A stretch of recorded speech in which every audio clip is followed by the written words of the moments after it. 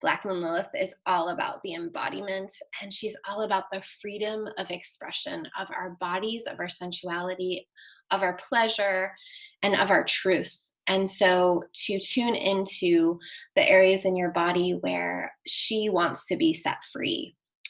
And Black Moon Lilith, I'll just start with a little bit of story time. Black Moon Lilith was the first woman. She was built, they say, from the dust, just like Adam. And the first man was Adam, supposedly, and the first woman was Black Moon, or was Lilith at the time, just Lilith, right? And they were both built from the same matter, from the same earth. And they were built as equals.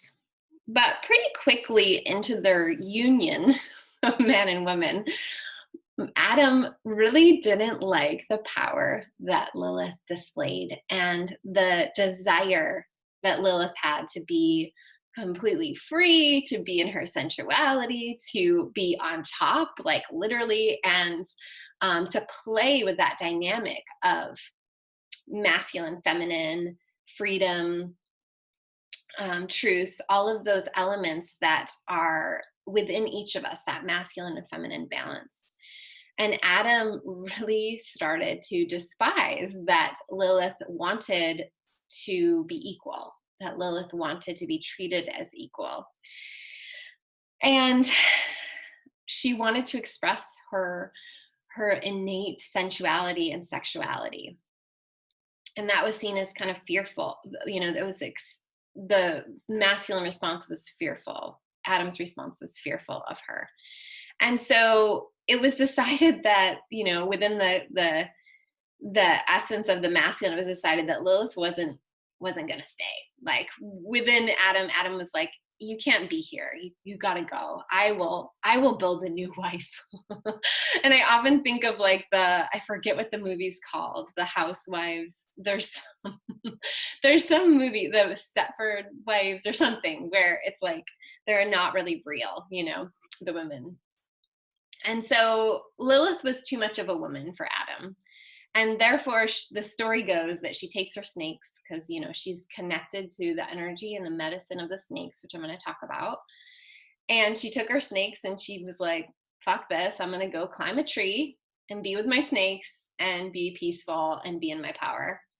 And then that's the part of the story we don't hear as much about. The part of the story that we hear about is Adam taking his rib and building Eve, you know, God building Eve, like, let's try this again. We need to procreate the world. So that didn't go so well. So let's build Eve. And Eve was younger and more naive and more of the feminine, that the stereotypical feminine that is more accepted in our world. And what I mean by that, she was more soft, she was more quiet, she was more yin. And even though this is an aspect of the feminine, it is not all of the feminine, right? There's a big piece of that missing. And so then as the world was procreated, the story was that Lilith married the devil. It was like, you know, she had to be a devil worshiper if she was not going to be submissive to the men. And so there was all sorts of stories of her. She's going to come, you know, of course, whenever there's powerful feminine, there's typically stories of fear, or there's something wrong with her that we should either fear or that we should try to suppress. And this plays into the feminine aspect of, I don't want to get into like too much of our cultural experience and our collective history, but this ties into why there has been such a great suppression of this particular archetype of the feminine, because there is so much fear about unleashing her. Like, what is she going to do? Like, maybe she is the part of me that is the devil. Maybe it is too dark. Maybe it is too shadowy. And so this often comes up within the context of women really enjoying themselves sensually or sexually. But it can also come up as not allowing the world to tell you who you are and really claiming your truth, your freedom. And when you go to do that, all of the resistance that you face. And so to go back into kind of, to not shy too much away from the history or the context, when we think about whenever there has been that powerful feminine, typically what society has done is create a lot of fear, a lot of demonization, but also not just demonization. There's also this, and you can see this in people that, you know, go against the grain or go against what society is deeming normal or fit. So if you think about, like even in Hollywood, someone who breaks away and decides to, I don't know, fight against a cause. Like I think of, this is more Persephone archetype, so I'm not going to get into it too much, but like I think about Ashton Kutcher, who's like went on a kind of a crusade to stop human trafficking. And, you know, what happens is then they're not fit. They're not fit in the society anymore. Like, oh, we're not going to hire him. Now he took on this other crusade, and that's not cool. Like, that's not a cool thing, and it's not normal. And so we're not going to hire him to do any other shows or movies. So you'll see this a lot. And then what happens is pop culture within pop culture.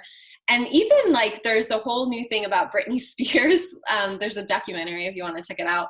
But it's like it retells the story in a different way. And you're like, oh my gosh, like for me, at least I was so young at that time. I'm probably the same age as her, but that I totally fell into that picture of like, they were portraying her this way. And so I was like, yeah, like she's a mess, you know? And then retelling this documentary, I'm like, oh my gosh, like I was totally bamboozled. And so we just have to be careful within ourselves and collectively. This Black Moon Lilith archetype within ourselves will have us saying who's judging us, why they're judging us, but in reality, it's the part of ourselves that's trying to protect us from that deeper, sensual Black Moon Lilith energy that wants to be completely free of society, that wants to break away and do things different and awaken. And so she has to do with our, not only our spiritual awakening, but the Kundalini awakening that happens within our bodies. So it's literally, and we're always reaching new layers of this. So I don't want to say like you've made it if you had a Kundalini awakening, but if you've experienced a Kundalini awakening, what it literally feels like is electricity moving from your root chakra all the way up your body. And it is terrifying for many people. It is a terrifying experience because it creates this sense that you might not be safe, that you might be doing something or allowing something to move through you that is going to make you unsafe to the rest of society. So I don't know. I'd love to see if anybody has anything to say so far or anything has come up that you want to share. And I will reset the room in just a minute here.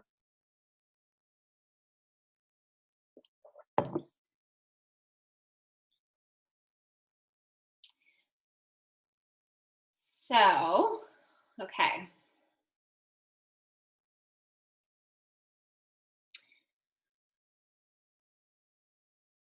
Nothing to add or share. If you're new, I know both Kendra and Trisha are new. If you wanted to share something, you just raise your hand, the little hand emoji at the bottom.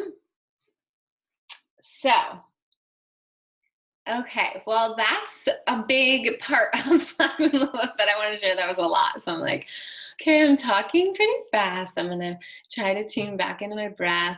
There's a lot that I have to share about Lilith, and she has a big part in what's happening in our world and collectively right now.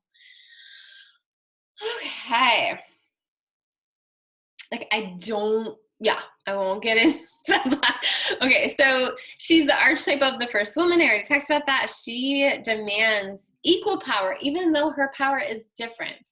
So her energy is not saying, I want to have all the energy that men have, and I want to express it the way men do. No, that's not what she's saying. What she's saying is I want to be respected for the feminine power that I have, and I want to be treated as an equal because of this. So Lilith shows us the truth and the power of liberated sensual energy of the feminine, and the value that the feminine can bring by freeing it. And this is ultimately why she's connected to snakes. And if you think about even how a snake moves, it's very sensual. I don't know if you've ever held a snake, but the first time I held a snake, I was like, oh, this is why snakes are connected with the feminine. Because even as they move when you're holding them, you can feel it's like an ocean, the way that they move. And it's so feminine, it's so flowy. And they also have to do with transmutation, transformation, the shedding of their skin, the leaving behind of old parts of themselves that no longer fit. They define who they are in the moment. They don't let stories, judgments, or fears get in the way of them being powerful. They don't hold on to the image of themselves, snakes, as little vulnerable, tiny little snakes. A lot of snake medicine came to me last year when I was living out on like 30 acres, and I created the Feminine Leadership Program, and Maddie and Kendra were in that program last year. And the snake medicine was so wild out there. And I would have repetitive dreams, and I would just feel the snakes on the land, like talking to me. It was so wild. And we went out hiking, and there was a baby rattlesnake. And baby rattlesnakes, if you don't know this, they don't know their power. They don't know the medicine that they carry, and therefore they are the most dangerous because they can release more venom when they bite you than an older snake that knows their power, that knows they don't have to give a lot of that in order to ward off their enemy or their whatever. And that can tie in so much. and when we talk about Lilith in the birth chart, if someone has a strong placement of Lilith in their birth chart, they will be that younger teen that is maybe overly promiscuous or really just exploring with this energy, and therefore they don't know how much they're exuding and can get a lot taken from them because of the lack of respect in our society of that, and the teaching of the, the cultivation of this energy.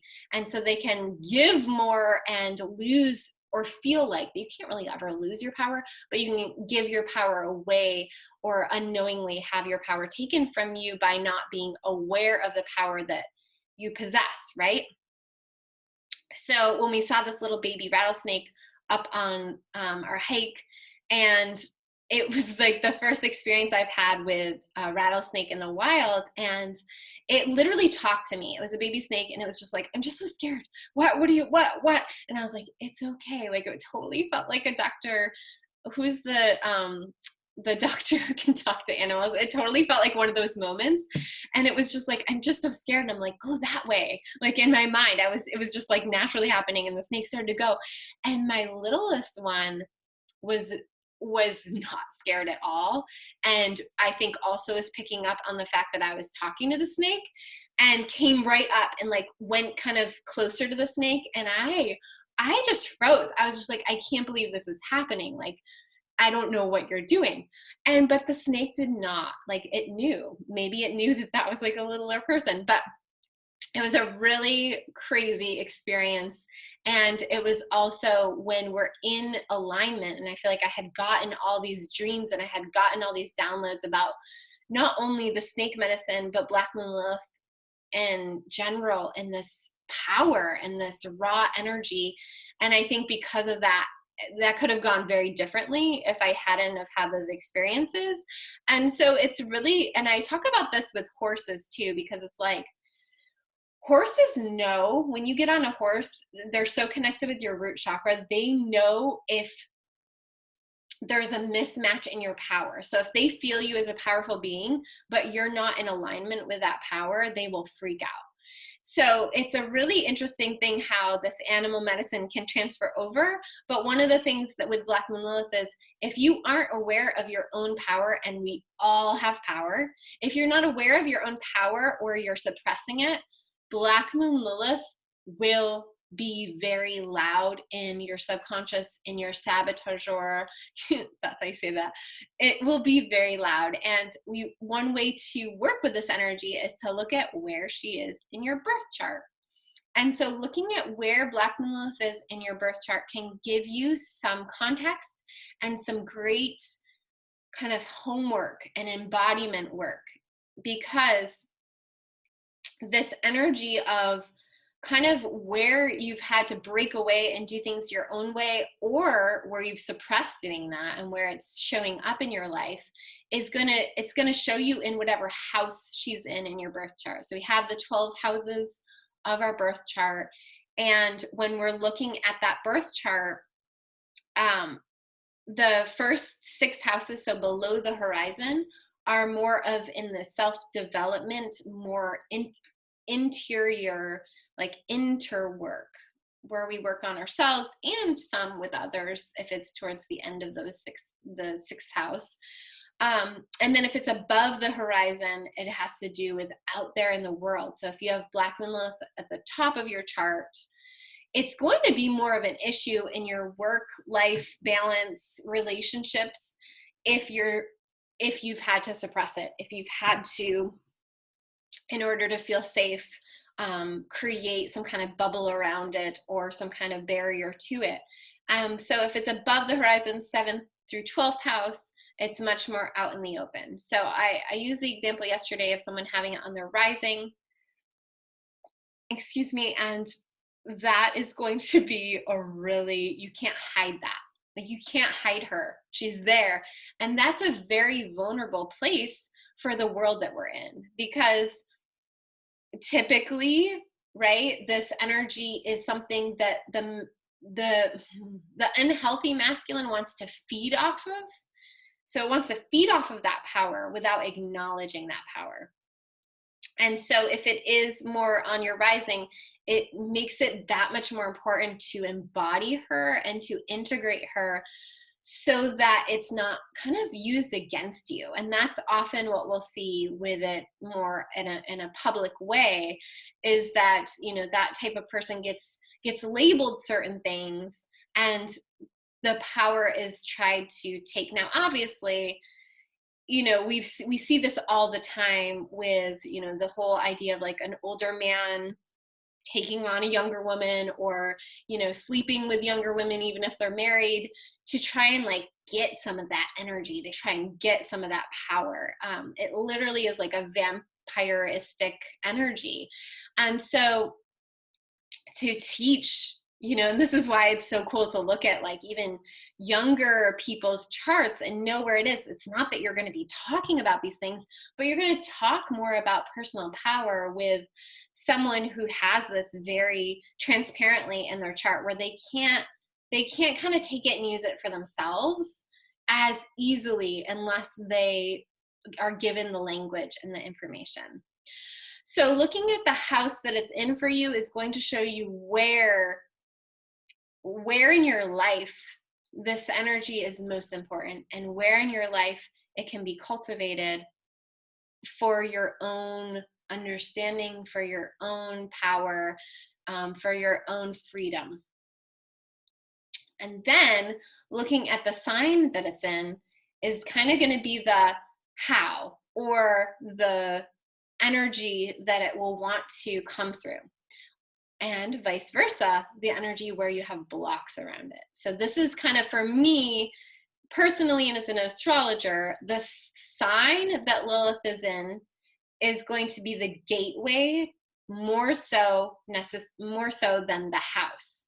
And the reason being is that we'll notice wherever she is typically, and of course there are the exceptions, but typically whatever zodiac sign that she's in, you're going to notice blocks, you're going to notice resistance, you're going to notice fears. So for example, If you have Black Moon Lilith in, let's say, um, Taurus. Okay, so you have Black Moon Lilith in Taurus. The how where it might come through is blocks or issues around your money, your personal resources, your sensuality, which is going to be heightened because Black Moon Lilith in general is about that sexual power, and then Taurus is about sensuality. So it's going to be even more so. Now take that and then put it in the 10th house, and you're looking at someone who really blocks their sensual power. This could be like a dancer, or a Taurus is so, like, it could be someone who's really good with cooking, or it could be someone who, and it's very sensual, very sexual. And so it's going to trigger other people and yourself until you've healed it. And the reason why it triggers other people is we are just mirrors. So until we embody it and integrate it and feel completely confident in it, we're going to draw out from the people around us. And this is why you can have someone in a relationship, right? And the relationship pings different things within that partnership within each other. But then you'll see like the person, do some work, leave that relationship and get into another relationship. And it brings out something totally different in them because you're not pinging those things in each other, right? And so if you've healed it, you've integrated it, you've embodied it, it's not going to ping people the same way. However, until we do that work, especially in the 10th house, a very visible house, it's going to bring lots and lots and lots of judgments, criticisms, and fears to the surface.